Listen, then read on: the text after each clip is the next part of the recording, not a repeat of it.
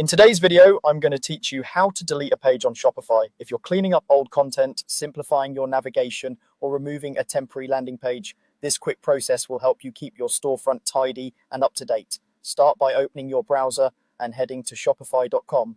On the homepage, click Login. Sign in using your email or one of the other available sign-in options.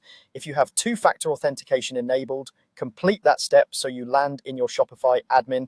Make sure you're in the correct store if you manage more than one, and that your staff permissions allow you to edit pages. Once you're in the admin, look at the left-hand sidebar and click Online Store. This is where you manage your storefront's appearance and content. Under Online Store, select Pages. Here you'll see a list of all the pages on your site, like About, Contact, or any custom pages you've created. Find the page you'd like to delete and click to open it. Before you remove anything, take a moment to confirm you've selected the right page.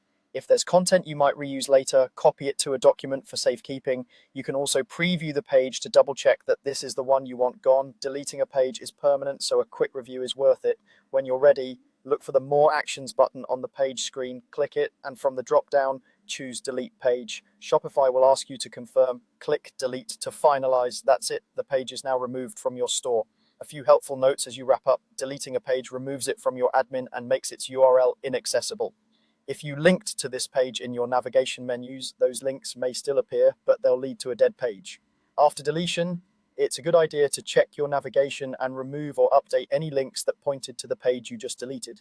If the page received traffic from outside sources, consider setting up a URL redirect to guide visitors to a relevant page and protect your SEO.